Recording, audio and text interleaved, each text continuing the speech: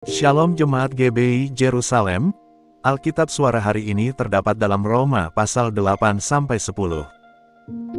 Roma pasal 8. Demikianlah sekarang tidak ada penghukuman bagi mereka yang ada di dalam Kristus Yesus. Roh yang memberi hidup telah memerdekakan kamu dalam Kristus dari hukum dosa dan hukum maut. Sebab apa yang tidak mungkin dilakukan hukum Taurat karena tak berdaya oleh daging, telah dilakukan oleh Allah. Dengan jalan mengutus anaknya sendiri dalam daging, yang serupa dengan daging yang dikuasai dosa karena dosa, ia telah menjatuhkan hukuman atas dosa di dalam daging, supaya tuntutan hukum Taurat digenapi di dalam kita, yang tidak hidup menurut daging, tetapi menurut roh.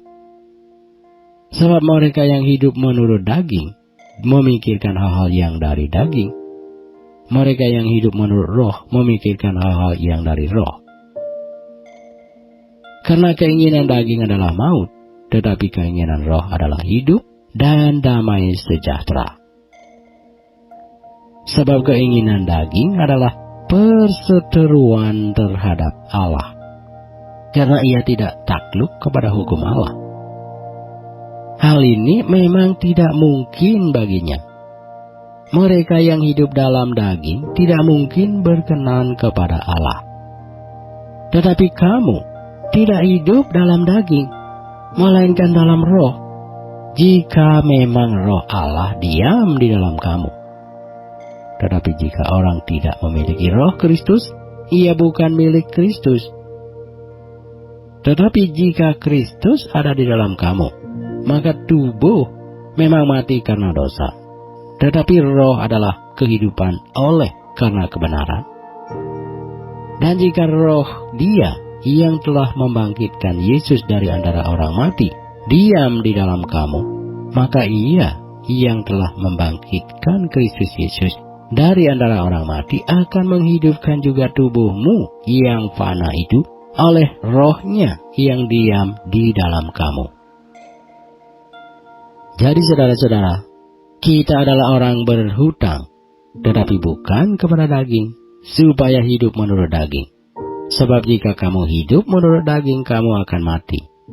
Tetapi jika oleh roh kamu mematikan perbuatan-perbuatan tubuhmu, kamu akan hidup.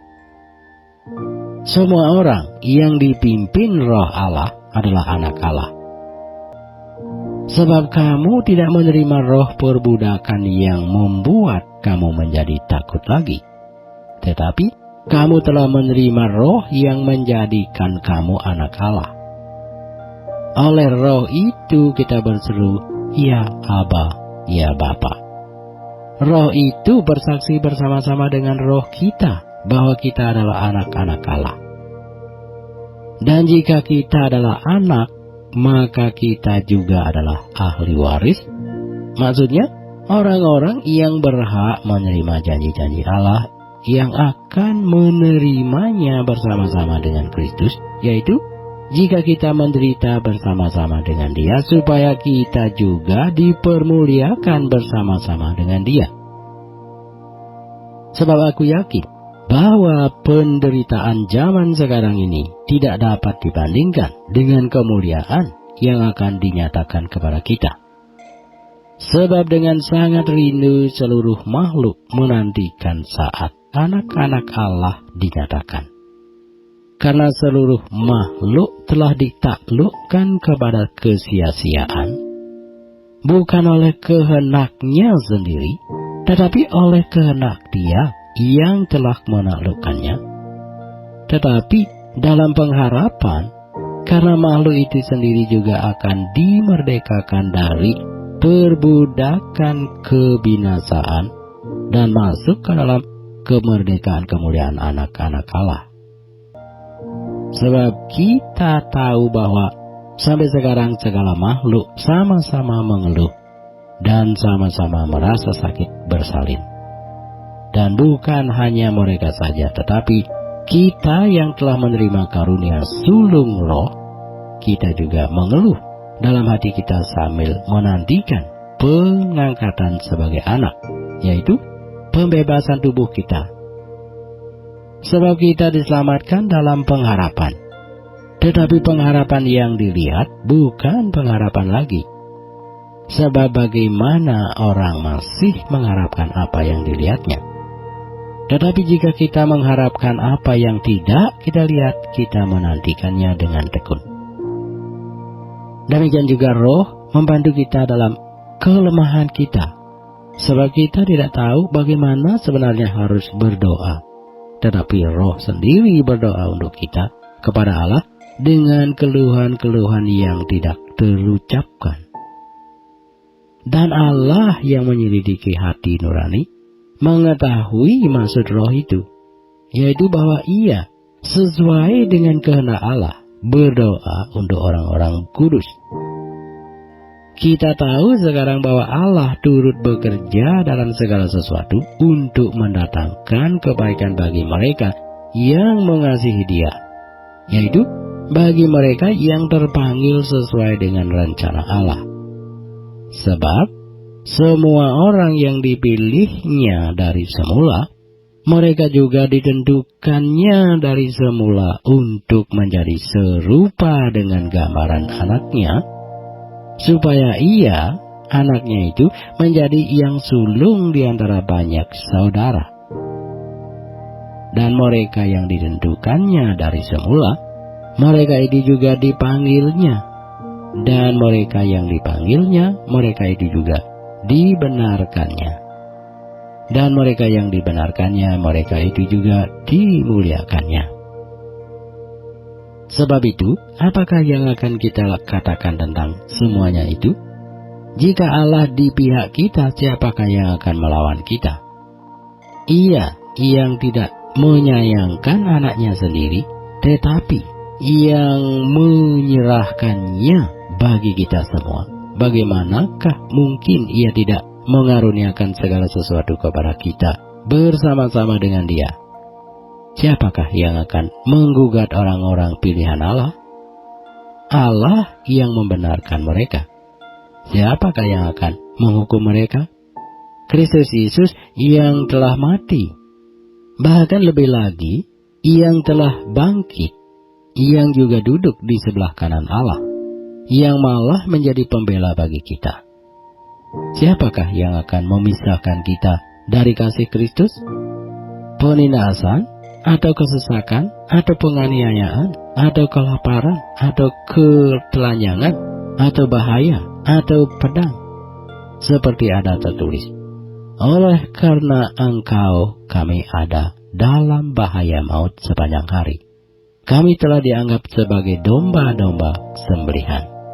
Tetapi dalam semuanya itu, kita lebih daripada orang-orang yang menang oleh Dia yang telah mengasihi kita. Sebab aku yakin bahwa baik maut maupun hidup, baik malaikat-malaikat maupun pemerintah-pemerintah, baik yang ada sekarang maupun yang akan datang, atau kuasa-kuasa, baik yang di atas maupun yang di bawah, ataupun sesuatu makhluk lain, tidak akan dapat memisahkan kita dari kasih Allah yang ada dalam Kristus Yesus Tuhan kita. Roma pasal 9. Aku mengatakan kebenaran dalam Kristus, aku tidak berdusta. Suara hatiku turut bersaksi dalam Roh Kudus bahwa aku sangat berduka cita dan selalu bersedih hati. Bahkan aku mau terkutuk dan terpisah dari Kristus demi saudara-saudaraku, kaum sebangsaku secara jasmani. Sebab mereka adalah orang Israel. Mereka telah diangkat menjadi anak. Dan mereka telah menerima kemuliaan dan perjanjian-perjanjian dan hukum Taurat dan ibadah dan janji-janji. Mereka adalah keturunan bapa-bapa leluhur yang menurunkan Mesias dalam keadaannya sebagai manusia yang ada di atas segala sesuatu. Ia adalah Allah yang harus dipuji sampai selama-lamanya. Amin. Akan tetapi, firman Allah tidak mungkin gagal, sebab tidak semua orang yang berasal dari Israel adalah orang Israel. Dan juga tidak semua yang terhitung keturunan Abraham adalah anak Abraham.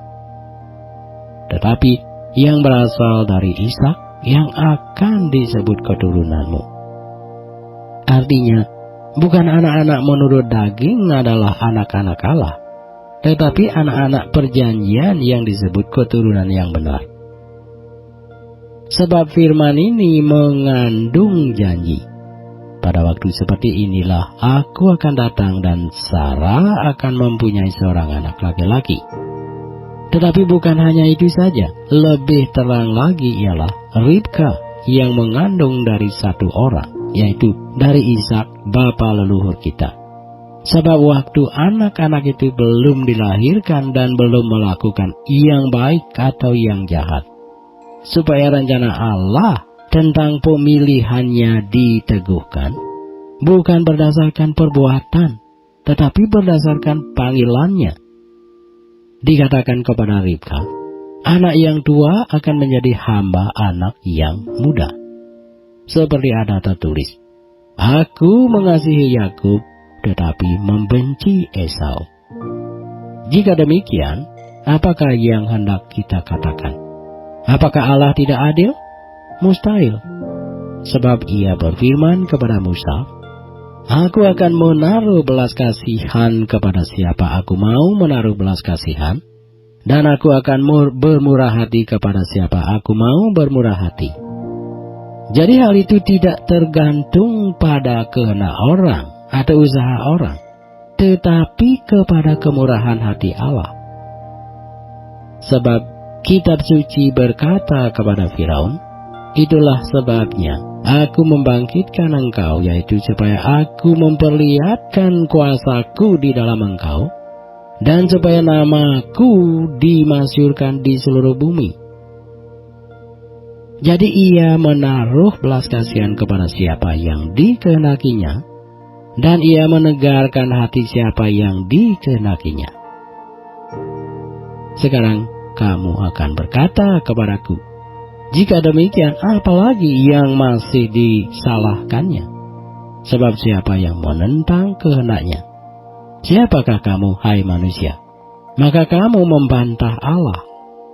Dapatkah yang dibentuk berkata kepada yang membentuknya, mengapakah engkau membentuk aku demikian? Apakah tukang periuk tidak mempunyai hak atas tanah liatnya, untuk membuat dari gumpal yang sama suatu benda yang dipakai guna tujuan yang mulia, dan suatu benda lain untuk dipakai guna tujuan yang biasa?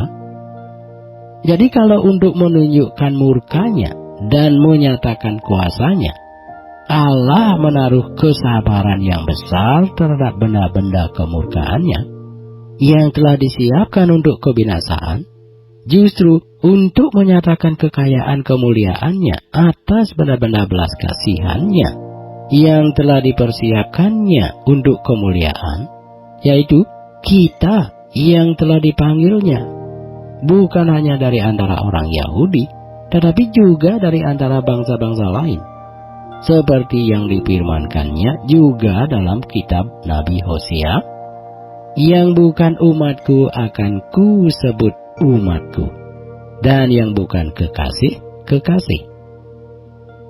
Dan di tempat di mana akan dikatakan kepada mereka, kamu ini bukanlah umatku, di sana akan dikatakan kepada mereka, anak-anak Allah yang hidup.